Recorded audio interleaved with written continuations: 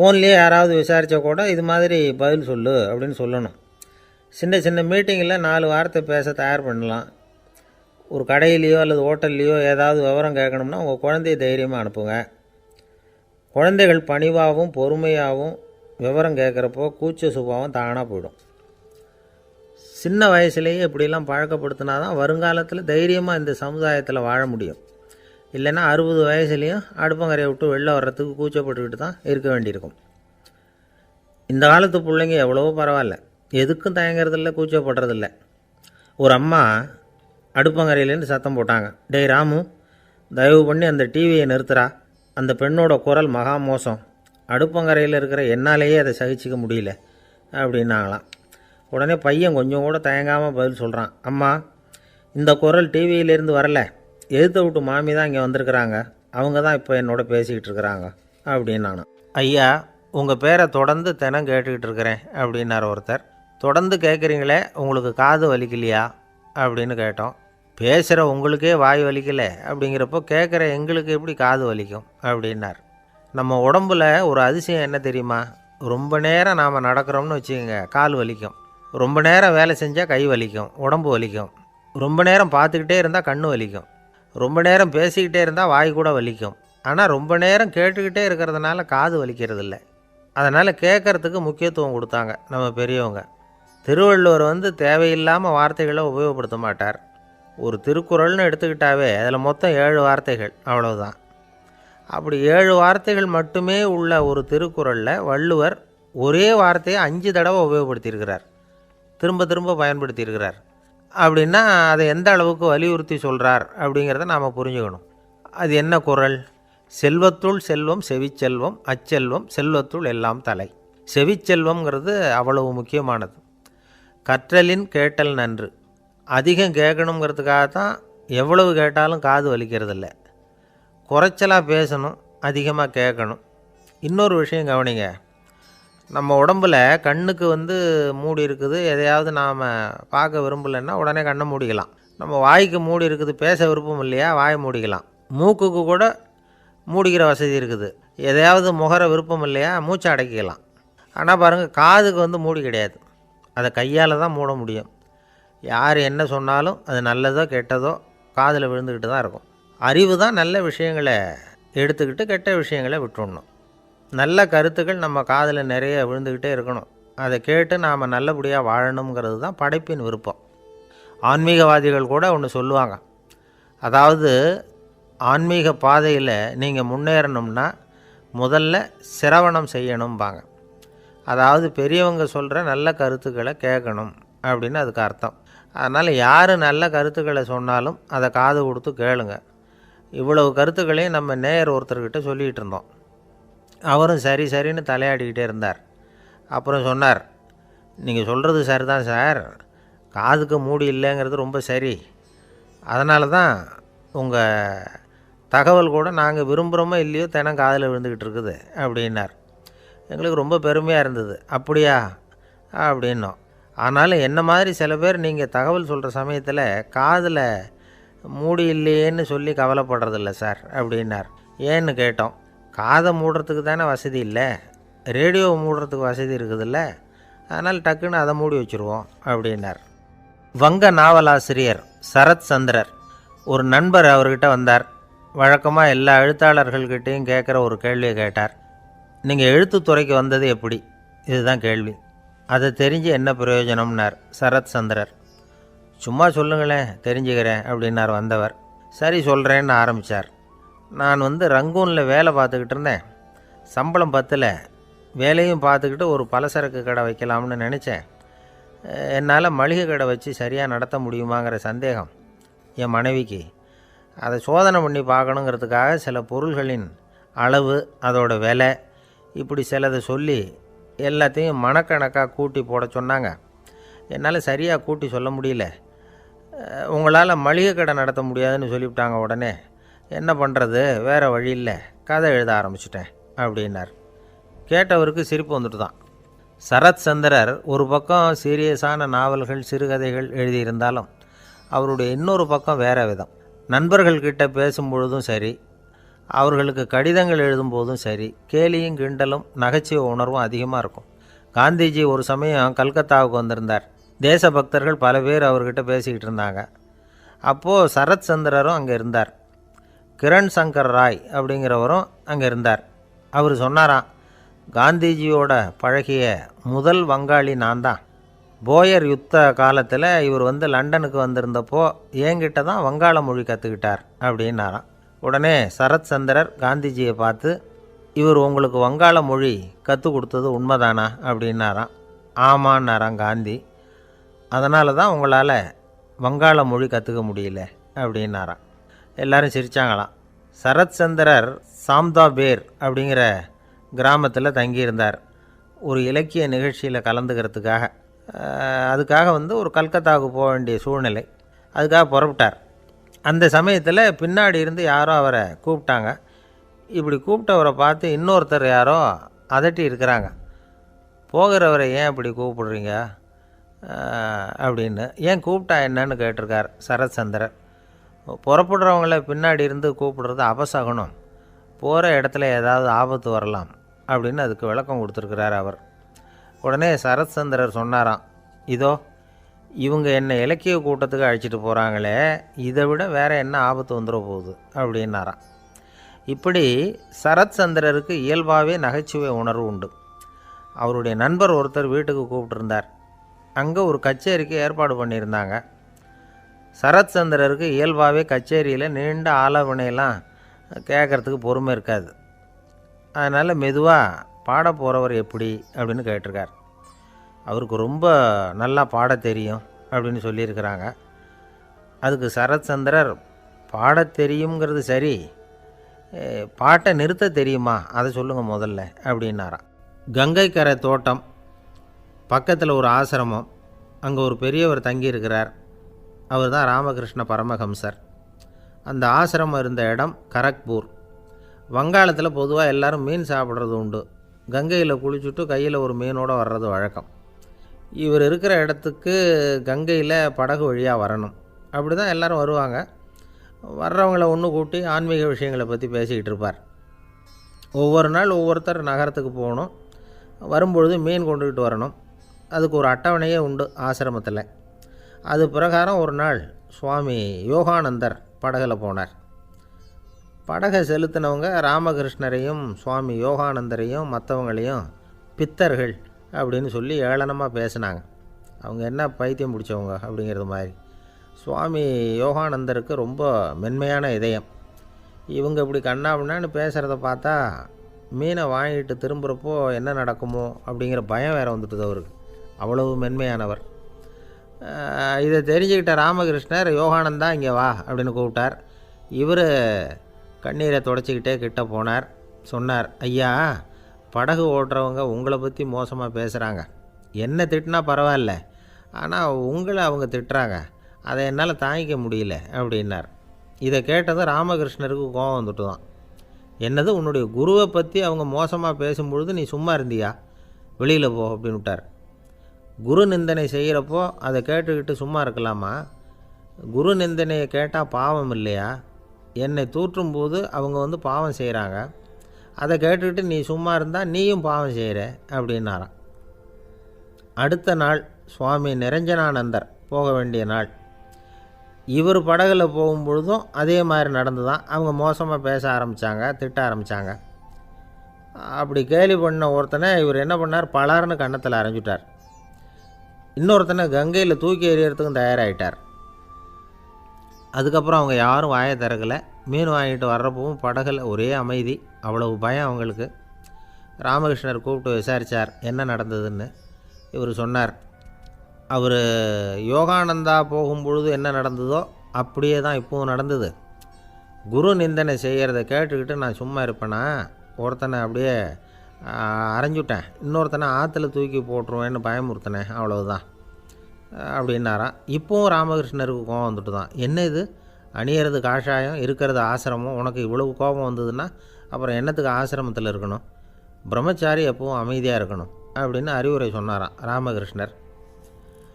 அப்போ இவர் கேட்டாராம், ஏங்க அவருக்கு ஒரு விதமான அறிவுரை சொன்னீங்க, எனக்கு வேறு விதமாக அறிவுரை சொல்கிறீங்க, இதில் எது உண்மை அப்படின்னு கேட்டிருக்கார்.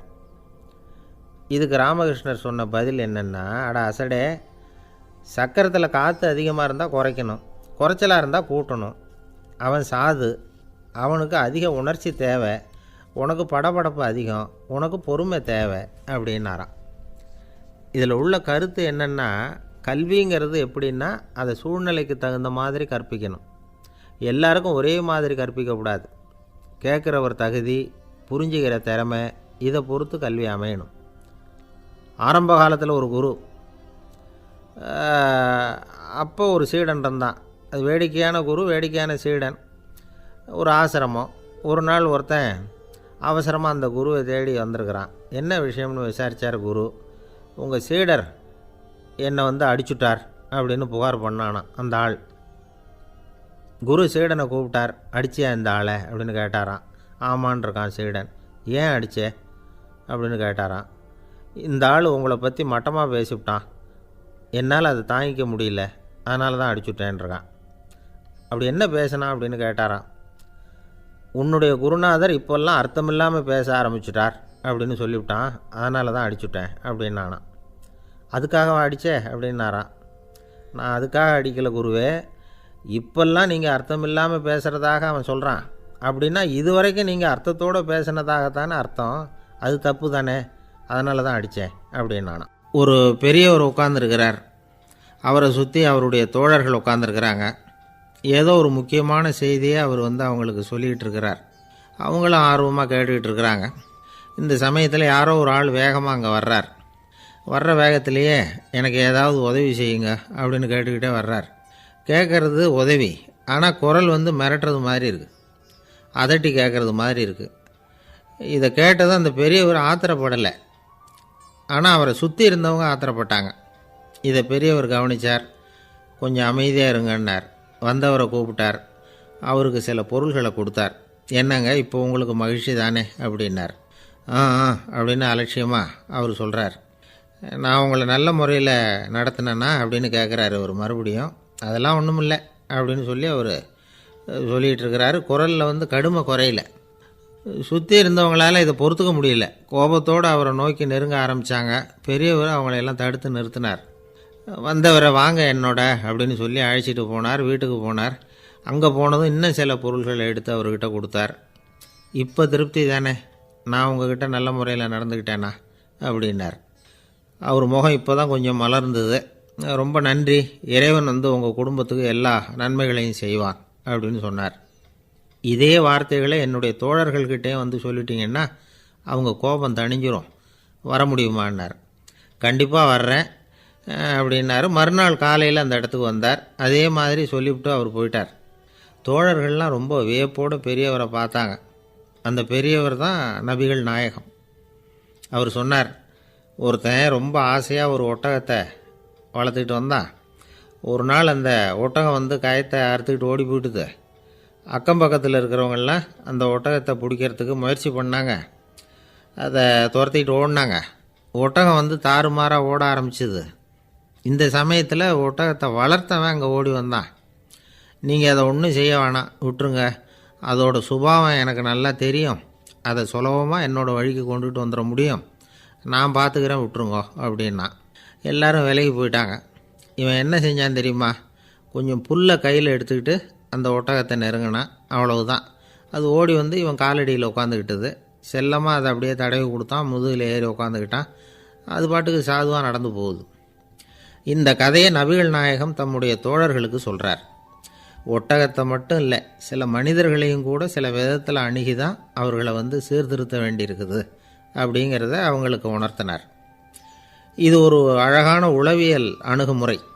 சில குடும்ப தலைவர்கள் கூட இந்த ஒட்டகம் மாதிரி நடந்துக்கிறது உண்டு, அப்புறம் அடங்கி போகிறதும் உண்டு. ஒரு குடும்ப தலைவர் காலையில் எழுந்திரிச்சதுலேருந்து சத்தம் போட்டு கத்திக்கிட்டு இருப்பார். பக்கத்தில் இருந்தவங்கெல்லாம் ஓடி போய் சமாதானம் பண்ணி பார்த்தாங்க. அவர் ஓயறது மாதிரி தெரியல. கடைசியில் அவர் மனைவி வந்தாங்க. நீங்கள் எல்லாம் விலகி போயிடுங்க, அவர் சுபாவம் எனக்கு தெரியும், நான் பார்த்துக்கிறேன் அப்படின்னாங்க. சரின்னு எல்லோரும் போயிட்டாங்க. சாயந்தரமாக பார்க்குறாங்க, அவர் சத்தம் இல்லாமல் ஒரு மூலையில் உட்காந்துருக்கிறார். ரொம்ப சாதுவா. ஆச்சரியமாக இருந்தது. என்னம்மா பண்ணீங்கன்னு கேட்டாங்க. அது ஒன்றும் இல்லைங்க, ஒரு வேளை சாப்பாட்டை நிறுத்தினேன், பட்னி போட்டேன் அவ்வளவுதான் அப்படின்னாங்க அந்த அம்மா. ஒரு ராஜா ஊரெல்லாம் சுற்றி பார்த்துட்டு வரலாம்னு ஒரு நாள் புறப்பட்டு போனார். ஒரு இடத்துல தறி நெசவு வேலை ரொம்ப மும்முரமாக நடந்துக்கிட்டு இருந்தது. ஒரு பெரியவர் தறியால் நெசவு வேலை செஞ்சுக்கிட்டு இருந்தார். பக்கத்தில் ஒரு அழகான பொண்ணு உட்காந்து நூலை சுற்றிக்கிட்டு இருக்குது. ராஜா அந்த பெரியவரை பார்த்து யார் இந்த பொண்ணுன்னு விசாரித்தார். ராஜா அப்படி கேட்டதும் அவருக்கு ரொம்ப பெருமையாக போயிட்டுது. ஏன்னா உட்காந்துருந்தது அவரோட மகள். அரசே, இது என்னுடைய மகள். இவ வேகமாக நூல் திரிக்கக்கூடியவள். வைக்கோலை எடுத்து இவ திரிச்சா கூட அது எல்லாம் பவுனிழையாக வெளியில் வரும் அப்படின்னு ஒரு ராசி இவளுக்கு அப்படின்னு ரொம்ப பெருமையாக ராஜா கிட்ட சொன்னார். ராஜா இதை கேட்டதும் அசந்துட்டார். அப்படியா, இவ்வளவு அழகும் சாமர்த்தியமும் உள்ள இந்த பொண்ணு என்னோட வரட்டுமே, இவளை என் மருமகளை ஆக்கிக்கிறேன் அப்படின்னார் ராஜா. அந்த பெரியவருக்கு ஒன்றும் புரியல. ஏதோ கொஞ்சம் பெருமையாக சொல்ல போவோ அது இப்படி ஆயிட்டுதே அப்படின்னு கவலைப்பட்டார். இருந்தாலும் ராஜா பேச்ச தட்ட முடியுமா, மகளை அனுப்பி வச்சுட்டார். ராஜா அந்த பொண்ணை அரண்மனைக்கு அழைச்சிட்டு வந்தார். அங்கே ஒரு அறையில் வச்சு பூட்டி விட்டார். அந்த ரூமு நிறைய வைக்கோலை கொண்டாந்து போட்டு அடைச்சாங்க. 3 ராட்டைகள் வேறு வச்சுருந்தாங்க. நாளைக்கு பொழுது விடியறதுக்குள்ளே நீ இந்த வைக்கோலையெல்லாம் தங்க இழைகளாக மாற்றி காட்டணும். நாளைக்கு காலம்புறம் வந்து நான் இந்த அறை கதவை திறப்பேன். உன் தகப்பன் சொன்னது மாதிரி எல்லாம் தங்கமாக மாறி இருக்கணும், இல்லைன்னா நீ உயிர் தப்ப முடியாது அப்படின்னு உத்தரவு போட்டார். பாவம் அந்த பொண்ணு என்ன பண்ணும், பகல் பூரா அழுதுகிட்டே உட்காந்துருக்குது. ராத்திரி பூராவும் தூக்கம் வரல. மறுநாள் அதிகாலை நேரத்தில் யாரோ கதவை தட்டுற சத்தம் கேட்டுது. பயந்துக்கிட்டே கதவை திறக்கிறா. திறந்து பார்த்தா வெளியில் 3 அவலட்சணமான பெண்கள். ஒருத்திக்கு வந்து கால் அகலமாக முறை மாதிரி இருக்குது, இன்னொருத்திக்கு கட்டை விரல் கரண்டி மாதிரி பெருசாக இருக்குது, 3ஆவது பொண்ணுக்கு உதடு தடித்து ரப்பர் மாதிரி தொங்கிக்கிட்டு இருக்கு. யார் நீங்கள், உங்களுக்கு என்ன வேணும் அப்படின்னு கேட்குது இந்த பொண்ணு. நாங்கள் உங்களுக்கு உதவி செய்கிறதுக்கு தான் வந்திருக்கிறோம் அப்படின்னு சொல்லி உள்ளே வந்தாங்க. உட்காந்தாங்க. கொஞ்ச நேரத்துக்குள்ளே உள்ளே இருந்த வைக்கோலையெல்லாம் தங்க இழைகளாக மாற்றி கொடுத்துட்டு போயிட்டாங்க. காலையில் ராஜா வந்தார். பார்த்தார். ஆகா பேஷுனார். இன்னும் கொஞ்சம் வைக்கோலை கொண்டாந்து அந்த ரூமில் போட சொன்னார். இந்த வைக்கோலையும் இன்றைக்கி தங்கமாக மாற்றிவிடு, நாளைக்கு மறுநாள் உனக்கும் இளவரசனுக்கும் கல்யாணம்னு சொல்லிவிட்டார். இன்றைக்கி ராத்திரி அந்த 3 பொண்ணுங்களும் வந்தாங்க. வைக்கோலை பொண்ணு இழைகளாக மாற்றினாங்க. புறப்பட்டாங்க. இந்த பொண்ணு அவங்க காலில் விழுந்து வணங்கினா. என் உசுரை காப்பாற்றினீங்க, உங்களுக்கு நான் என்ன கைமாறு செய்ய போகிறேன் அப்படின்னா. பயப்படாத, நீ விரும்பினா எங்களுக்கு ஒரு உதவி செய்யலாம். உன்னுடைய கல்யாணத்துக்கு நாங்கள் 3 பேரும் வரோம். நீ எங்களை வந்து வரவேற்று ராஜாக்கிட்டேயும் இளவரசர்கிட்டையும் நாங்கள் வந்து உன்னோட பெரியப்பா பொண்ணுங்கன்னு சொல்லி அறிமுகப்படுத்தி வை, நாங்கள் விருந்து சாப்பிட்டுட்டு போயிடுறோம் அப்படின்னாங்க. ரொம்பவும் சந்தோஷமாக சரின்னு ஒத்துக்கிட்டா. கல்யாண நாள் வந்தது. கல்யாணம் ரொம்ப கோலாகலமாக நடந்துக்கிட்டு இருக்கு. எல்லா தேசத்து ராஜா ராணிகளும் வந்துக்கிட்டு இருக்கிறாங்க. அந்த 3 அவலட்சணமான பொண்ணுங்களும் வந்து சேர்ந்தாங்க. யார் இவங்கன்னு கேட்டார் ராஜா. என் பெரியப்பா பொண்ணுங்க அப்படின்னா அந்த பொண்ணு. காலும் உதடும் கட்டை விரலும் ஏன் இப்படி உங்களுக்கு அவலட்சணம் ஆயிட்டுது அப்படின்னு கேட்டார். அதுக்கு அந்த பொண்ணுங்க பதில் சொன்னாங்க. என்ன செய்கிறது, ஓயாமல் வைக்கோலை நூற்று ஒருத்தியோட கட்டை விரல் அப்படி கரண்டி மாதிரி ஆயிட்டுது.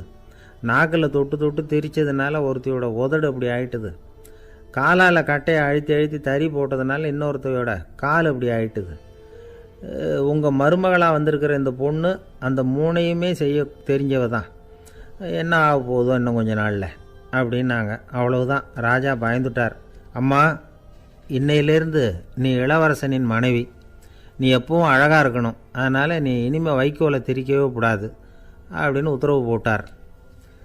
அவளை இக்கட்டான சூழ்நிலையிலிருந்து காப்பாற்றின அந்த 3 பொண்ணுங்களும் சந்தோஷமாக திரும்பி போயிட்டாங்களாம். சுவாமி சின்மயானந்தர் இந்த கதையை சொல்லியிருக்கிறார். தன்னலம் மறந்து சுயலாபத்தை வந்து தியாகம் செய்கிறது வைக்கோல்லேருந்து தங்க இழையை நூக்கிறது மாதிரி அப்படிங்கிறார் அவர். அது இருக்கட்டும், இப்போ நம்ம கதைக்கு வருவோம். ஒரு ராஜா தன்னோட மகனுக்கு சுயவரம் நடத்தினார். எல்லா தேசத்திலிருந்தும் ராஜகுமாரர்கள் வந்திருந்தாங்க. ராஜகுமாரியை கல்யாணம் பண்ணிக்கலாம்ங்கிற ஆசையில் சுயம்பர மண்டபத்திலேருந்து எல்லா ராஜகுமாரர்களும் அலறி அடிச்சுக்கிட்டு வெளியில் ஓடி வந்துக்கிட்டு இருக்கிறாங்களாம். ஏன் இப்படி எல்லாரும் மிரண்டு போய் ஓடி வர்றாங்கன்னு கேட்டார் ஒருத்தர். அதுக்கு இன்னொருத்தர் விவரம் சொன்னார்.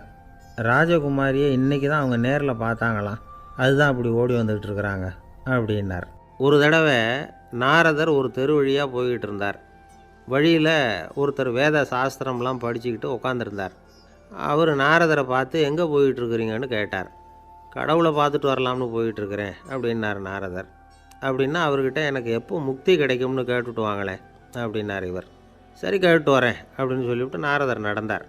கொஞ்சம் தூரத்தில் ஒரு மரத்தடியில் ஒரு தொழிலாளி செருப்பு தைச்சிக்கிட்டு உட்காந்துருந்தார். அந்த ஆளும் அதே மாதிரி கேட்டுக்கிட்டார். எனக்கு எப்போ முக்தி கிடைக்கும்னு கடவுள்கிட்ட கேட்டுக்கிட்டு வாங்களேன்னார். அவர்கிட்டையும் சரின்னு சொல்லிவிட்டு நாரதர் நேராக வைகுண்டத்துக்கு வந்து சேர்ந்தார். கடவுளை பார்த்தார். இவங்க 2 பேரும் சொல்லி அனுப்பின விஷயத்தை பற்றி கேட்டார். அதுக்கு கடவுள் சொன்னார், அந்த செருப்பு தைக்கிற தொழிலாளி உடல் நீத்ததும் உடனே என்னை வந்து அடைவான். ஆனால் அந்த சாஸ்திரம் படித்த ஆள் இப்போதைக்கு என்கிட்ட வந்து சேர மாட்டான். அவன் இன்னமும் பல பிறவிகள் எடுத்து அங்கேயே இருக்க வேண்டியிருக்குது. எப்போ இங்கே வந்து சேருவான்னு எனக்கே தெரியாது அப்படின்னார். நாரதருக்கு இதோட ரகசியம் என்னங்கிறது புரியல. எனக்கு ஒன்றும் புரியலையேன்னாரான் கடவுள்கிட்ட. சீக்கிரம் புரிஞ்சுக்குவேன். நீ திரும்பி போகிறப்போ நான் இங்கே வைகுண்டத்தில் என்ன செஞ்சுக்கிட்டு இருக்கேன்னு கேட்டால், ஒரு ஊசியின் துவாரத்தில் ஒரு யானையை கோத்துக்கிட்டு இருக்கிறேன்னு அவங்கக்கிட்ட சொல்லு அப்படின்னார் கடவுள் சிரிச்சுக்கிட்டே. நாரதர் பூமிக்கு திரும்பினார். கடவுளை பார்த்தீங்களா, எப்படி இருக்கார் அப்படின்னு விசாரித்தார். வேத சாஸ்திரம் படித்தவர். ஓ பகவானா, அவர் யானையை ஊசியின் காதில் நுழைச்சிக்கிட்டு இருக்கிறார் பார்த்தேன்னார் நாரதர். ஊசி காதில் யானையா? அது எப்படி முடியும்? நீங்கள் சொல்கிறத நான் நம்ப மாட்டேன்னு விட்டார் அவர். சரி, இந்த ஆளுக்கு இறைவன் பேரில் நம்பிக்கை இல்லை அப்படிங்கிறத நாரதர் புரிஞ்சுக்கிட்டார். அடுத்தபடியாக அந்த தொழிலாளி இருந்த இடத்துக்கு போனார். இறைவனை பார்த்தீங்களான்னு கேட்டார் அவர். பார்த்தேன், ஒரு ஊசி துவாரத்தில் யானையை கோத்துக்கிட்டு இருந்தார் அப்படின்னு சொல்லிவிட்டு நாரதர் அந்த ஆள் முகத்தை கவனித்தார். அந்த தொழிலாளி இதை கேட்டுட்டு கொஞ்சம் கூட ஆச்சரியப்படலை. அவரால் முடியாத காரியம் கூட உண்டானார். என்ன இப்படி சொல்கிற? ஊசியின் துவாரத்தில் யானையை கோக்க முடியும்னு நீ நம்புறியா அப்படின்னு கேட்டார் நாரதர். நிச்சயமாக நம்புகிறேன்னார் அவர். அது எப்படி அப்படின்னு கேட்டார் இவர். இதை பாருங்கள், நான் இந்த ஆலமரத்தடியில் தான் தினமும் உட்காந்துருக்கிறேன். தினமும் இந்த மரத்திலிருந்து எவ்வளவோ பழம் கீழே விழுது. இந்த பழத்தில் இருக்கிற ஒவ்வொரு விதையிலேயும் உள்ள ஒரு ஆலமரம் இருக்குது. ஒரு சின்ன விதைக்குள்ளே ஒரு பெரிய ஆலமரம் இருக்க முடியுங்கிறப்ப ஊசி துவாரத்தில் கடவுள் யானையை நுழைய வச்சாருங்கிறத ஒத்துக்கிறதுல என்ன கஷ்டம் இருக்குது அப்படின்னு ரொம்ப சர்வசாதாரணமாக பதில் சொன்னாராம் அந்த தொழிலாளி. நாரதர் யோசனை பண்ணார். இந்த தொழிலாளி வேத சாஸ்திரங்களையெல்லாம் படிக்கலைன்னா கூட அறிவுபூர்வமாக சிந்தித்து இறைவனை நம்புகிறான். அதனால தான் கடவுள் இந்த ஆளுக்கு சீக்கிரம் முக்தி கிடைக்கும்னு சொன்னார் அப்படிங்கிறத புரிஞ்சுக்கிட்டாராம். இந்த கதையில் வர்ற கடவுள், நாரதர், வைகுண்டம் இதெல்லாம் ஒரு பக்கம் இருக்கட்டும், ஒரு சின்ன விதைக்குள்ளே ஒரு பெரிய ஆலமரம் தூங்கிக்கிட்டு இருக்கு அப்படிங்கிற உண்மை, அந்தரத்தில் 1000 கிரகங்கள் சுற்றிக்கிட்டு இருக்குங்கிற உண்மை, இதெல்லாம் நாம் பார்த்துக்கிட்டு தானே இருக்கிறோம். இந்த உண்மைகள் அதிசயமாக நமக்கு தெரியறதுனால அதை நம்பாமல் இருந்துட முடியாது. இயற்கையை பரிபூர்ணமாக நம்புங்கள், அந்த நம்பிக்கையே நம்ம வாழ்க்கைக்கு ஆதாரம் அப்படிங்கிறத விளக்கிறதுக்காக தான் இந்த கதை. இந்த காலத்தில் நம்ம பிள்ளைங்களுக்கெல்லாம் இது மாதிரி நம்பிக்கை அதிகமாகவே இருக்குது. ஒரு நாள் ஒரு சின்ன பையன்கிட்ட கேட்டேன், ஏன்பா கடவுள் ஒரு பானைக்குள்ளே ஒரு யானையை நுழைய வச்சுட்டாருன்னு சொன்னால் அதை நீ நம்புவியா அப்படின்னு கேட்டோம். நம்புவேன் சார், அது ஒன்றும் பெரிய அதிசயம் இல்லைன்னா. எப்படிறான்னு கேட்டோம். எப்படின்னா அந்த பானை அந்த யானையை விட பெருசாக இருந்திருக்கும், அவ்வளவுதான் அப்படின்னு சொல்கிறான். ஒரு ஊரில் ஒரு ராஜா இருந்தார். அவர் அடிக்கடி காட்டுக்கு வேட்டையாட போவார். சில நண்பர்களையும் கூட அழைச்சிக்கிட்டு போவார். காட்டுக்கு போனதும் ஆளுக்கு ஒரு பக்கமாக போய் வேட்டையாடுவாங்க. சாயந்தரமாக திரும்பி வருவாங்க. மறுநாள் அரண்மனையில் உட்காந்து ஒவ்வொருத்தரும் அவங்க அனுபவங்களை எல்லாம் சொல்லிக்குவாங்க. அவங்க வீரத்துக்கு தகுந்த மாதிரி பரிசை அந்த ராஜா கொடுப்பார். இது மாதிரி ஒரு தடவை எல்லோரும் வேட்டைக்கு போயிட்டு திரும்பி வந்ததும் உட்காந்து பேச ஆரம்பிச்சிருக்கிறாங்க.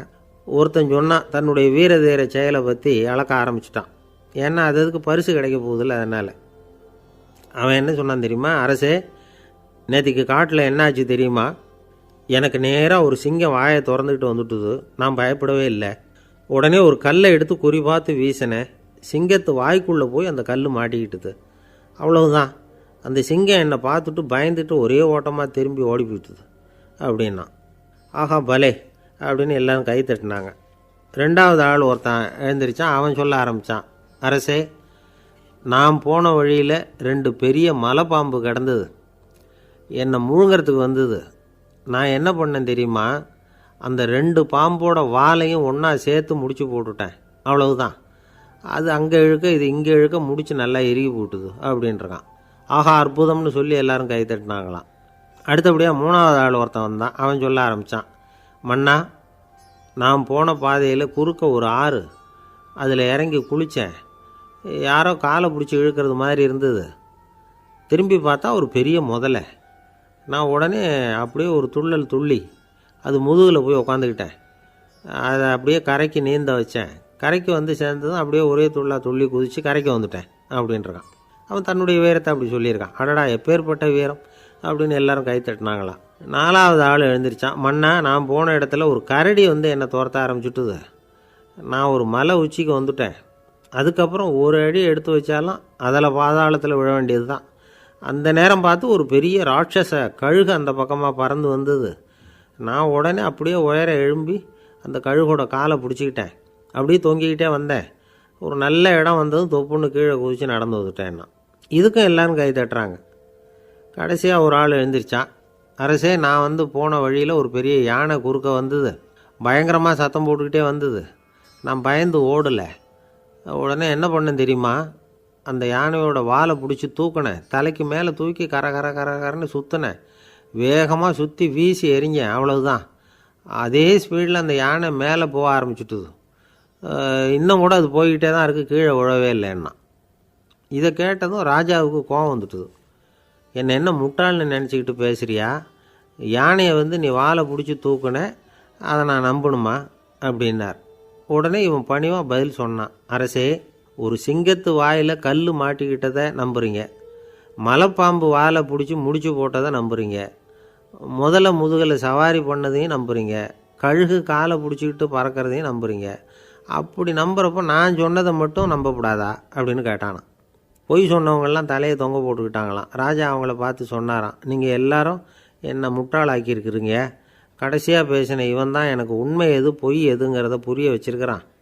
இவன் தான் உண்மையான தைரியசாலி அப்படின்னு சொல்லி அவனுக்கே பரிசையெல்லாம் கொடுத்து பாராட்டினாராம். இப்படி ஒரு கதை. உண்மையை நிலைநாட்டுகிறவன் தான் உண்மையான வீரன் அப்படிங்கிறத இதிலிருந்து நாம் புரிஞ்சுக்கணும். இந்த காலத்துல எல்லாம் பொய் சொன்னால் தான் பிழைக்க முடியுங்கிறது ஒரு சில பேரோட நம்பிக்கை. ஒரு அப்பாவுக்கு தன் மகனுக்கு பொய் சொல்ல தெரியலையேங்கிற கவலை. பொய் சொன்னால் தான் இந்த உலகத்தில் பிழைக்கலாம், ஆனால் இவனுக்கு அது தெரியலையே, அதனால் இவனை அழைச்சிட்டு போய் நடுக்கடலில் விட்டுட்டு வந்துடுவோம் அப்படின்னு அழைச்சிட்டு புறப்பட்டான். கடற்கரைக்கு போனான். மகனுக்கு சந்தேகம். எங்கேப்பா என்னை அழைச்சிட்டு போகிறேன்னு கேட்டிருக்கான். கடலில் மீன் பிடிக்க கற்றுக் கொடுக்க போகிறேன் உனக்கு அப்படின்னானா. நான் ஏற்கனவே மீன் பிடிச்சிட்டேனேன்னானா இவன் மகன். எங்கே அதுன்னு கேட்டிருக்கான் அப்பங்காரன். சுட்டு சாப்பிட்டுட்டேன்ருக்கான் புள்ள. அப்பங்காரன் பார்த்தான். சரி, நம்ம புள்ள பொழைச்சிக்கும் அப்படின்னு சொல்லி திருப்பி அழைச்சிட்டு வந்துட்டானா. ஒரு ஆள் அசையாமல் கிடக்கிறார்.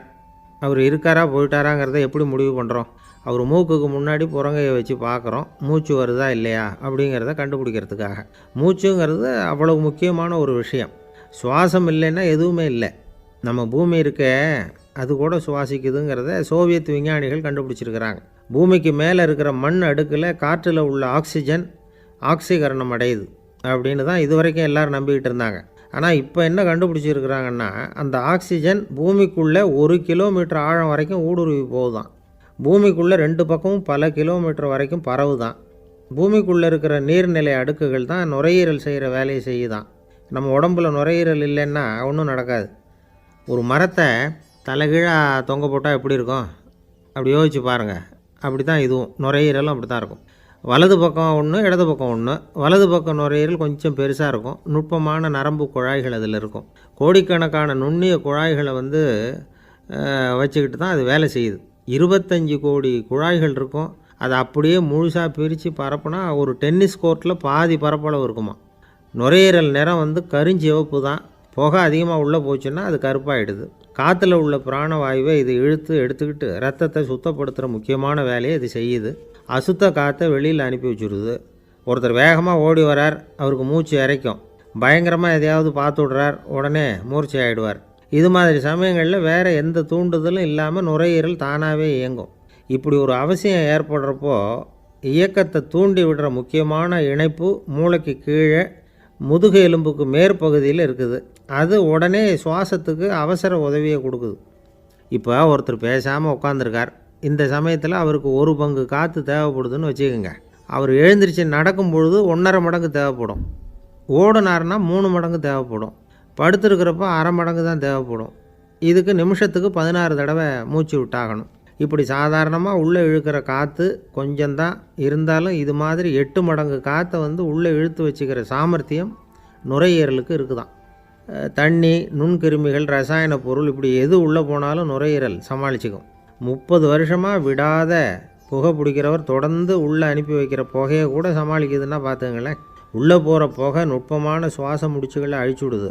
கறி புகை அது மேலே படிஞ்சு உபயோகம் இல்லாமல் பண்ணிவிடுது. ஆனாலும் தேவைக்கு அதிகமாக 8 மடங்கு கூடுதலாக சுவாச முடிச்சுகள் நம்ம உடம்புக்குள்ளே இருக்கிறதுனால சமாளிக்க முடியுது. சமாளிக்க முடியலன்னா சில சமயம் மூச்சு திணறும். அதை ஒரு எச்சரிக்கையாக எடுத்துக்கிட்டு புகை பிடிக்கிற பழக்கத்தை விட்டுடணும். அதுதான் நல்லது. ஆனால் அப்படி யார் விடுறது? இணை பிரியாத 2 நண்பர்கள் இருந்தாங்களாம். 2 பேரும் விடாமல் சிகரெட்டு குடிக்கிறவங்க. அதில் ஒருத்தன் செத்து போட்டான். இன்னொருத்தன் அதுக்கப்புறம் 2 சிகரெட்டாக குடிக்க ஆரம்பித்தானான். ஏன் இப்படி பண்ணுறேன்னு கேட்டிருக்காங்க. நான் ஒரு சிகரெட்டு தான் குடிக்கிறேன், செத்து போன என்னுடைய ஃப்ரெண்டு இருக்கானே செத்து போனவன், அவனுக்காக இன்னொரு சிகரெட்டு குடிக்கிறேன் அப்படின்னு நானான். இது ரொம்ப ஆபத்து, விட்டுடு அப்படின்னு சொல்லியிருக்காங்க. சரின்னு ஒத்துக்கிட்டான். ஆனால் அதுக்கப்புறமும் ஒரு சிகரெட் வீதமாக குடிச்சிக்கிட்டே இருந்தான். சிகரெட்டு பழக்கத்தை நீ இன்னும் விடலையான்னு கேட்டாங்களாம். அந்த பழக்கத்தை நான் எப்போவோ விட்டுட்டேன், இப்போ நான் குடிக்கிறது என் ஃப்ரெண்டுக்காக அப்படின்னு நானான். இவங்கெல்லாம் எப்படி திருந்துறது? என்னை விட யோக்கியம் இந்த உலகத்தில் வேறு யாரும் இல்லை சார் அப்படின்னார் ஒருத்தர். அவரை விட அயோக்கியன் வேறு யாரும் இருக்க முடியாதுங்கிற முடிவுக்கு கேட்டவங்க வந்துட்டாங்களாம். மனுஷனுக்கு இருக்கிற ஒரு மிகப்பெரிய குறையே தன்கிட்ட இருக்கிற குறை அவனுக்கு தெரியாமல் போகிறது தான். ஆனால் அடுத்தவங்ககிட்ட இருக்கிற குறை இவனுக்கு தெளிவாக தெரிஞ்சிடும். ஒரு ஒட்டகம் ஒரு கொக்கை பார்த்து ஒரு கேள்வி கேட்டு தான். என்ன கேள்வி தெரியுமா? உன் கழுத்து ஏன் இப்படி வளைஞ்சி போயிருக்குது அப்படின்னு கேட்டிருக்கு. இதுக்கு உடம்பே வளைச்சல். இது போய் கொக்கை கிண்டல் பண்ணுது. இன்றைக்கி மனித சுபாவமும் கிட்டத்தட்ட இப்படி தான் இருக்குது. இந்த உலகத்தில் குறையில்லாத மனிதர்கள் யாரும் கிடையாது, நாம் உள்பட. அப்படிங்கிறத முதல்ல நாம் நல்லா புரிஞ்சுக்கணும். ஒரு ஊரில் ஒரு விற்பனை நிலையம் இருந்தது. செல்ல பிராணிகளை விற்பனை செய்கிற நிலையம் அது. நாய், கிளி, பூனை இப்படி நிறைய வச்சு விற்பனை பண்ணிகிட்டு இருக்கிறாங்க. நாய்க்குட்டி விற்பனை செய்கிற பகுதியில் ஒரு சிறுவன் நின்றுக்கிட்டு இருந்தான். விற்பனை செய்கிற ஆளுகிட்ட விலை கேட்டுக்கிட்டு இருந்தான். அதோ இருக்குதே அந்த நாய்க்குட்டி என்ன விலை அப்படின்னு கேட்டானா. 1000 ரூபா அப்படின்னாரான். சரி அது வேணாம், இது என்ன விலைன்றிருக்கான். 500 ரூபா அப்படின்னாரான். இந்த சின்ன பையன் கையில் வச்சுருந்தது வெறும் 50 ரூபா தான். அதனால் இதை விட குறைச்சலாக கிடைக்குமான்னு பார்த்துருக்கான். அந்த கடையில் ஒரு மூலையில் சரியாக கவனிக்கப்படாமல் ஒரு நாய்க்குட்டி படுத்து கிடந்தது. பாவமாக கத்திக்கிட்டு இருந்தது. அதை பார்த்ததுமே இவனுக்கு அது ரொம்ப பிடிச்சி போச்சு. உடனே அந்த கடைக்காரரை பார்த்து, அதுவும் அந்த மூலையில் படுத்து கிடக்குதே அந்த நாய்க்குட்டி என்ன விலை அப்படின்னு கேட்டிருக்கான். தம்பி, அது ஒரு கால் ஊனம், அதனால் அது உன்னோட குதித்து விளையாடவோ ஓடுறதோ அதால் முடியாத காரியம் அப்படின்ட்டுருக்கார் அவர். அது தெரிஞ்சு தாங்க கேட்குறேன், அதோட விலை என்ன அதை மட்டும் சொல்லுங்களேன் அப்படின்ட்டுருக்கான். தம்பி, இது கால் ஊனம் உள்ள ஒரு நாய். இதை போய் காசு கொடுத்து வாங்கிறதுக்கு யாராவது பிரியப்படுவாங்களா? இதை நான் உனக்கு இலவசமாகவே தர்றேன், எடுத்துகிட்டு போ அப்படின்னாரான். இதை கேட்டதும் அந்த சிறுவனுக்கு கோவம் வந்துட்டு தான். நீங்கள் ஒன்றும் சும்மா கொடுக்க வேணாம், இந்தாங்க 50 ரூபா, இதை வச்சுக்கிட்டு நாய்க்குட்டியை கொடுங்க அப்படின்ட்டுருக்கான். அவருக்கு ஒன்றும் புரியல, ஆச்சரியமாக இருந்தது. சரின்னு பணத்தை வாங்கிட்டு நாய்க்குட்டியை தூக்கி கொடுத்தார். அந்த சிறுவன் அந்த நாய்க்குட்டியை 2 கையாலையும் வாங்கினா, மார்போடு பிரியமாக சேர்த்து அணைச்சிக்கிட்டான். தெருவில் இறங்கி நடக்கிறான். அப்படி நடக்கும்பொழுது தான் பார்க்குறார், கடைக்காரர் ஆச்சரியமாக அவனை பார்க்குறார். அப்போ தான் அவருக்கு ஒரு விஷயம் புரியுது. அந்த சிறுவன் தெருவில் நாய்க்குட்டியை மார்போடு அணைச்சிக்கிட்டு விந்தி விந்தி நடந்து போய்கிட்டு இருக்கிறான். ஆமாம், அவனுக்கும் ஒரு கால் ஊனம். இந்த நாய்க்குட்டியை யாருமே வாங்க மாட்டாங்கன்னு நினச்சிக்கிட்டு இருந்தார். குறையுள்ள அதுக்கும் ஒரு எஜமானன் கிடச்சிட்டான். அதனால் ஊனம் ஒரு குறை இல்லை அப்படிங்கிற உண்மையை அந்த கடைக்காரர் புரிஞ்சுக்கிட்டாரான். நம்மால் ஒருத்தர் கொஞ்சம் வயசானவர், எழுந்திரிச்சு சரியாக நடக்க முடியாது, சாய்வு நாற்காலியிலேயே எப்பவும் உட்காந்துருப்பார். அவர் தனக்கு துணையாக ஒரு நாயை பக்கத்தில் வச்சுருந்தார். அதுவும் ரொம்ப வயசான ஒரு நாய், எழுந்திரிக்கவே சிரமப்படும், நடக்கவும் முடியாது. அவர் பக்கத்துலேயே இதுவும் சோர்ந்து போய் படுத்து கிடக்கும். அந்த பெரியவரை பார்க்க வந்த ஒருத்தர் கேட்டார், ஏங்க, ஒரு சின்ன பையனை உங்களுக்கு துணையாக வச்சுக்கப்படாதா? இந்த நாயை உங்களுக்கு பாதுகாப்பாக வச்சுருக்கிறீங்களே, உங்களுக்கு ஒரு ஆபத்துன்னா இது எப்படி உங்களுக்கு உதவ முடியும் அப்படின்னார். அப்போ அவர் சொன்னாராம், எனக்கு ஒரு ஆபத்துன்னா அந்த சமயத்தில் இந்த நாய் என்னை தனியாக விட்டுட்டு ஓடி போயிடாமல் இருக்கணும்ல, அதுக்காக தான் இதை நான் வச்சுருக்கிறேன் அப்படின்னாராம். நம்மளில் சில பேர் ரொம்ப தைரியமாக இருப்பாங்க. நாம் கூட சொல்கிறது உண்டு, அந்த ஆளுகிட்ட வர்றதுக்கு எமன் கூட பயப்படுவான் அப்படின்னு சொல்கிறது உண்டு. தைரியசாலிகளை நெருங்கிறதுக்கு எமன் பயப்படுவான் அப்படின்னு சொல்கிறது உண்மை தான். அது பொய் இல்லை. மன வலிமை இருக்குது பாருங்கள், அது மனுஷனை காப்பாற்றும். இது மருத்துவ ரீதியான உண்மை. உடல் கோளாறுகள் மன ஆரோக்கியத்தை பாதிக்கும். மன எழுச்சி, மன போராட்டம் இதெல்லாம் உடல் இயக்கத்தில் மாறுதலை உண்டாக்குது. சில வகையான நோய்களுக்கும் மனசுக்கும் இருக்கிற சம்பந்தம் என்னங்கிறத பற்றியெல்லாம் இப்போ ஆராய்ச்சி பண்ணுறாங்க. ஆஸ்மா, மூட்டு வலி, பெருங்குடல் அழற்சி, உயர் இரத்த அழுத்தம், சோரியாசிஸுங்கிற தோல் வியாதி, வயிற்று புண்ணு, இந்த தைராய்டு நச்சுத்தன்மை, இது மாதிரி நோய்களை உண்டாக்குறதுல மனசோட பங்கு என்னங்கிறத பற்றியெல்லாம் ஆய்வு பண்ணி பார்த்துருக்குறாங்க. எதுக்கு எடுத்தாலும் சோர்ந்து போகிறது, தோண்டு போகிறது, இப்படிப்பட்ட மனவாகு, அதோட யாரும் நமக்கு உதவ முடியாது அப்படிங்கிற மனோபாவம், கைவிடப்பட்ட மனநிலைமை, இதெல்லாம் நோயோட தீவிரத்தை ரொம்ப அதிகரிக்க செய்யுதான். இவங்கெல்லாம் அந்த கைகால் வலிக்குது, உடம்பு அசதியாக இருக்குது, தூக்கம் வரல, முதுகு வலிக்குது, உடம்பில் உணர்ச்சி குறையுது, கை கால் விரல்லாம் மரத்து போகுது, இப்படி ஏதாவது சொல்லிக்கிட்டு டாக்டர்களை தேடி வந்துக்கிட்டு இருப்பாங்க. நெஞ்சு வலி யாருக்கு வருது தெரியுமா? பதற்றம், போட்டி மனப்பான்மை, அளவுக்கு அதிகமான வேகம், துடிப்பு, பேராசை, இதுலேயும் கட்டுப்பாடு, நேரம் தவறாமை, அப்புறம் இதெல்லாம் உள்ள மனவாக உள்ளவங்க இருக்கிறாங்கல்ல, அவங்க பெரும்பாலும் நெஞ்சு வலிக்கு ஆளாயிடுறாங்களாம். ஃப்ரீட்மேன் அப்படிங்கிறவர் நிறைய ஆராய்ச்சியெல்லாம் பண்ணி பார்த்துட்டு இதை உறுதிப்படுத்தியிருக்கிறார். அவர் பண்ணின ஆராய்ச்சியில் என்னெல்லாம் தெரிய வந்தது தெரியுமா? பொறுப்பு அதிகம் உள்ளவங்களுக்கு கண்டிப்பாக ரத்த அழுத்தம் வரும், அதிகமாக இருக்குமா. அதே மாதிரி கண்டிப்பாக இருக்கிறாங்கல்ல, அவங்களுக்கும் ரத்த அழுத்தம் அதிகரிக்குமா. ரத்த அழுத்தம் தனக்கு அதிகமாக இருக்குங்கிறத தெரிஞ்சுக்கிட்டவங்க தலைவலி, மயக்கம், இந்த தலை சுத்தல், அசதி, இது மாதிரியான உணர்வுகளை அவங்களுக்கு வந்துடும், அது மாதிரி உணர்வு. ஆனால் உண்மை என்ன தெரியுமா? இதெல்லாம் ரத்த அழுத்தத்தினால இல்லை, ரத்த அழுத்தம் கட்டுப்பாட்டுக்குள்ளே இருந்தால் கூட இவங்க இப்படி நினைக்கிறாங்களாம். இதுக்கு காரணம் மனசு தான் அப்படிங்கிறார் அவர். சில பேர் எப்படி தெரியுமா? ஒருத்தர் மாரடைப்பால் இறந்து போனார் அப்படின்னு கேள்விப்பட்டால் போதும், இறந்து போகிறதுக்கு காரணம் இதயம்தான் அப்படிங்கிற பீதியால், இதய தளர்ச்சி அப்படிங்கிற மனநோயால் பாதிக்கப்படுறார். இவங்கெல்லாம் அடிக்கடி தங்களுடைய இதய பகுதியை தொட்டு பார்த்துக்குவாங்க, நாடியை பிடிச்சி பார்த்துக்குவாங்க, அடிக்கடி மூச்சை உள்ளுக்கு இழுத்து வெளியில் விட்டு வலி வருதா அப்படின்னு பார்த்துக்கிட்டு இருப்பாங்க. வேறு எங்கேயாவது வலிச்சா கூட நெஞ்சை வலிக்குதா அப்படின்னு பார்ப்பாங்க. நெஞ்சு வலிக்குதுன்னு கூட சில பேர் சொல்ல ஆரம்பிச்சிருவாங்க. ஆஸ்மாவுக்கும் மனசுக்கும் சம்பந்தம் உண்டு. தீர்வு காண முடியாத மன போராட்டங்கள் எல்லாத்துக்கும் அடுத்தவங்களையே சார்ந்து இருக்கிற மனநிலை, இதெல்லாம் ஆஸ்மாவினுடைய தீவிரத்தை அதிகப்படுத்திடும்.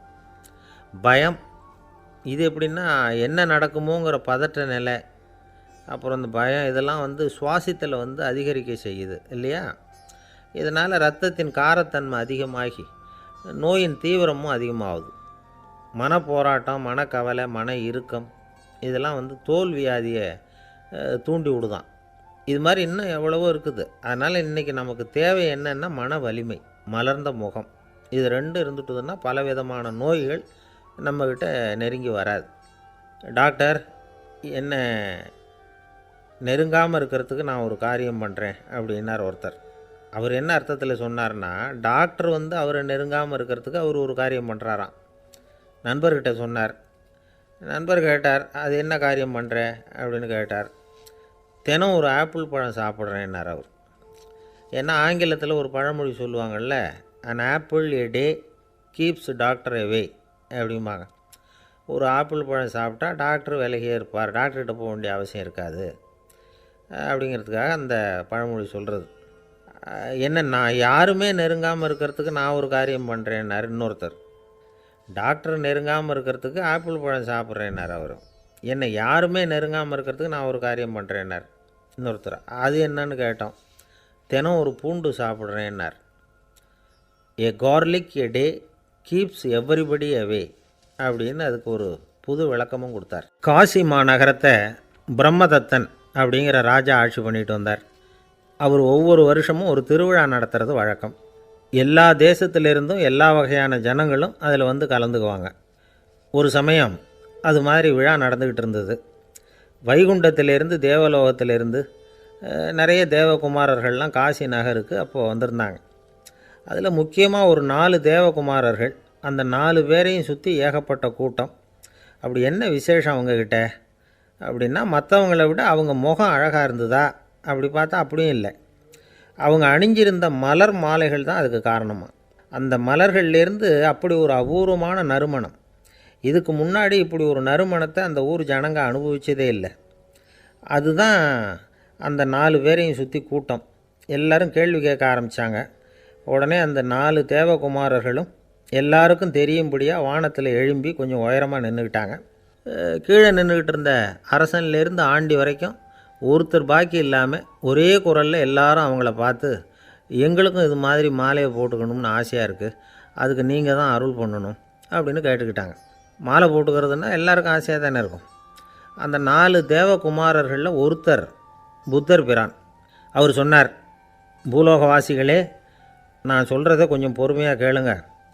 கக்காரு அப்படிங்கிற கற்பக விருட்சத்தின் மலர்களால் தொடுக்கப்பட்டது இந்த மாலை. இதுக்கு நிறைய சக்தி உண்டு. எந்த காலமும் இது வாடாது, வாசனையும் குறையாது. ஆனால் இதை அணிந்து கொள்கிறதுக்கு சில தகுதிகள் தேவை அப்படின்னார். என்ன தகுதி அது சொல்லுங்களேன் அப்படின்னு ஏக காலத்தில் எல்லாரும் சத்தம் போட்டாங்க. தீய இயல்புகள் உள்ளவங்க, இழிந்த சிந்தனை, இழிந்த செயல் உள்ளவங்க இந்த மாலையை அணிய முடியாது அப்படின்னார். அவ்வளோதான். கூட்டத்தில் சத்தம் போட்டவங்கள்லாம் மெதுவாக அப்படி அடங்க ஆரம்பிச்சிட்டாங்க. இன்னொரு தேவகுமாரன் சொன்னார், அடுத்தவங்க பொருளை அபகரிக்காதவன், அடுத்தவங்களுக்கு கெடுதல் பண்ணக்கூடிய பொய் பேசாதவன், பேராசையினால் கெட்ட வழியில் பொருள் ஈட்ட நினைக்காதவன் இந்த மாலையை போட்டுக்கலாம் அப்படின்னார். கூட்டத்திலேருந்து யாரும் முன்னுக்கு வரல. ஒரே ஒரு ராஜகுரு மட்டும் கொஞ்சம் முன்னாடி வந்தார். பெரியவர், படித்தவர். அவர், எனக்கு தகுதி இருக்குது அந்த மாலையை போட்டுக்கிறதுக்கு அப்படின்னார். வேறு ஒன்றும் இல்லை, பொய் சொல்லியாவது அந்த மாலையை வாங்கிக்குவோமே அப்படின்னு முடிவு பண்ணிட்டார் அவர். அவ்வளோதான், மாலையை வாங்கிட்டார். அடுத்த தேவகுமாரன் பேசினார். யாருக்கு திடமான அறிவும் மனமும் இருக்குதோ, யாருக்கு நல்ல காரியங்களில் அசையாத ஈடுபாடு இருக்குதோ, நல்ல அரிய பொருள்களை தனியாக தான் மட்டும் அனுபவிக்க விரும்பாதவர் யாரோ அவர் முன்னாடி வந்து இந்த மாலையை வாங்கிக்கலாம் அப்படின்னார். அந்த தகுதியும் எனக்கு இருக்குன்னார் ராஜகுரு. மாலையை வாங்கி போட்டுக்கிட்டார். இன்னொரு ராஜகுமாரன் பேச ஆரம்பித்தார். அறநெறியில் செல்வம் சேர்க்கணும், ஆடம்பர பொருள்களுக்கு அடிமையாகக்கூடாது, வெற்றி அடைஞ்சாலும் கர்வம் வரக்கூடாது, அப்படிப்பட்டவங்க இந்த மாலையை போட்டுக்கலாம்னார். துணிஞ்சு பொய் சொல்லி அதையும் வாங்கி கழுத்தில் போட்டுக்கிட்டார் இந்த ராஜகுரு. இன்னொரு ராஜகுமாரன் சொன்னார், சான்றோர்களை நிந்திக்காதவங்க, புறம் பேசாதவங்க இந்த மாலையை போட்டுக்கலாம்னார். அதையும் வாங்கி போட்டுக்கிட்டார். திருவிழா முடிஞ்சுது, எல்லோரும் திரும்பி போயிட்டாங்க. மறுநாள் ராஜகுரு 4 மாலைகளையும் போட்டுக்கிட்டு ராஜசபைக்கு வரார். வந்தவர் ரொம்ப அவஸ்தையோடு வர்றார். மாலையெல்லாம் வாடி போயிட்டுது, வாசனை எதுவும் கிடையாது. அது மட்டும் இல்லை, அவருக்கு கடுமையான தலைவலி வேறு வந்துட்டுது. துடிச்சு போயிட்டார். மாலையை கழட்டவும் முடியல. ஜனங்கள்லாம் அவரை பார்த்து சிரிக்க ஆரம்பிச்சிட்டாங்க. என்னத்துக்கு ஆசைப்படணும், ஏன் இப்படி கஷ்டப்படணும் அப்படின்னு. ராஜா பார்த்தார். மறுபடியும் விழாவுக்கு ஏற்பாடு பண்ணினார். தேவகுமாரர்கள்லாம் வந்தாங்க. ராஜகுரு வந்தார். மக்கள் முன்னிலையில் அவங்க காலில் விழுந்தார், மன்னிப்பு கேட்டுக்கிட்டார். இந்த மாலையை போட்டுக்கிற தகுதி எனக்கு இல்லை. தகுதி இல்லாத ஒருத்தன் தகாத தகுதியை பொய் மூலம் பெறணும்னு ஆசைப்படுறாங்களே, அவங்களுக்கெல்லாம் என்னுடைய தண்டனை ஒரு எச்சரிக்கையாக இருக்கட்டும்னார். அதுக்கப்புறம் தேவகுமாரர்கள் அவர் கழுத்தில் இருக்கிற மாலையை கழட்டினாங்களாம். அந்த மாலைகளும் பழையபடி மனம் கொடுக்க ஆரம்பிச்சுட்டு தான். இதிலேருந்து நாம் தெரிஞ்சுக்க வேண்டியது என்னென்னா, நமக்கு தகுதி இல்லாத ஒரு கௌரவம் நம்மக்கிட்ட தானாக வந்தால் கூட அதை தவிர்த்து விடுறது தான் நல்லது. அதுதான் புத்திசாலித்தனம். ஒருத்தர் வந்தார். சார், எங்கள் இலக்கிய மன்ற விழாவுக்கு நீங்கள் தலைமை தாங்கணும்னார். உடனே இவர் சொன்னார், பேச்சாளர், சார், இலக்கியத்தை பற்றி பேசுகிற தகுதி எனக்கு இல்லையே அப்படின்னார். உடனே அவர் கூப்பிட வந்தவர் சொன்னார், அந்த தகுதி உங்களுக்கு இல்லைங்கிறது எங்களுக்கும் தெரியும் சார், அதனால தான் உங்களை தலைமை தாங்க கூப்பிட்றேன் அப்படின்னார். அது சரி, தலைமைன்னா அதுக்கு இவர் என்ன தான் அர்த்தம் பண்ணுறாருன்னு தெரியல. ஒரே ஒரு ஊரில் ஒரு ராஜா இருந்தார். அவர் பேரில் மக்களுக்கு ரொம்ப மரியாதை. அவ்வளவு நல்லா ஆட்சி புரிஞ்சுக்கிட்டு வந்தார். அவருக்கு வயசாகிட்டுது. அதனால் ஒரு நாள் அமைச்சரை கூப்பிட்டார். இதை பாருங்கள், எனக்கு வயசாகிட்டுது, அதனால் இந்த அரச பொறுப்பையெல்லாம் நீங்கள் ஏற்றுக்குங்க அப்படின்னார். அதுக்கப்புறம் ராணியை கூப்பிட்டார். வா, நாம் இனிமேல் இங்கே இருக்க வேணாம், காட்டுக்கு போய் தவம் பண்ணலாம் அப்படின்னு கூப்பிட்டார். இந்த செய்தி மக்களுக்கு அறிவிக்கப்பட்டது. மக்கள் உடனே கூட்டம் கூட்டமாக அரண்மனைக்கு வர ஆரம்பிச்சிட்டாங்க. மன்னரை போய் பார்க்குறாங்க. அரசே, தாங்கள் எங்களுக்கு தந்தை மாதிரி. நீங்கள் காட்டுக்கு போயிட்டால் நாங்கள்லாம் இங்கே எப்படி இருக்க முடியும்? எங்களுக்கெல்லாம் எந்த துன்பமும் இல்லாமல் பார்த்துக்கிட்டு வர்றீங்க. இது மாதிரியான ஒரு அரசாட்சி இல்லைன்னா மக்கள் வாழ்ந்து என்ன பயன் அப்படின்னாங்க. இருந்தாலும் என்ன பண்ணுறது, வயசாகிட்ட காரணத்தினால இந்த முடிவுக்கு வர வேண்டியிருக்குது அப்படின்னாரா ராஜா. அப்படின்னா நீங்கள் காட்டுக்கு போக வேணாம், நாங்கள் போகிறோம். நாங்கள் அங்கே போய் தவம் பண்ணுறோம், வழிபாடு பண்ணுறோம். கடவுள் வருவார், அவர்கிட்ட வரம் வாங்கிட்டு வந்துடுறோம் அப்படின்னாங்களாம். அப்படி சொல்லிவிட்டு உடனே எல்லோரும் காட்டுக்கு போனாங்க. நாட்டு மக்கள் எல்லாரும் ஒட்டு மொத்தமாக வந்து காட்டில் உட்காந்துக்கிட்டு தவம் பண்ணுறதை பார்த்தார் கடவுள். உடனே புறப்பட்டு வந்தார். எல்லோரும் இப்படி வந்து உட்காந்துருக்குறீங்களே, என்ன வேணும் உங்களுக்கு அப்படின்னு கேட்டார். உடனே மக்கள் எல்லாரும் ஒரு குரலில் சொன்னாங்க, சுவாமி, எங்கள் மன்னன் ரொம்ப நாளைக்கு நல்லபடியாக இருக்கணும்.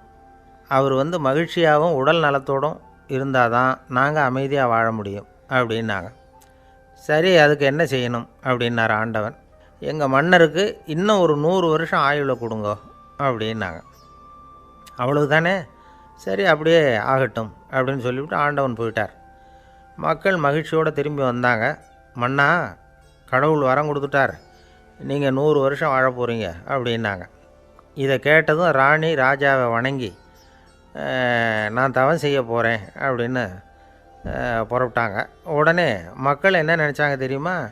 ஐயோ, நாம் ராஜாவுக்கு மட்டும்தானே நீண்ட ஆயுள் வேணும்னு வரம் வாங்கினோம், ராணிக்கு வாங்கலையே, அதுதான் கோபத்தில் புறப்பட்டாங்க போல இருக்குது அப்படின்னு நினச்சி வருத்தப்பட்டாங்க. ஆனால் ராணி நினச்சது அது இல்லை. ராணி போய் தவம் பண்ணாங்க, கடவுள் காட்சி கொடுத்தார். இவங்க கேட்குறாங்க, சுவாமி, ராஜாவுக்கு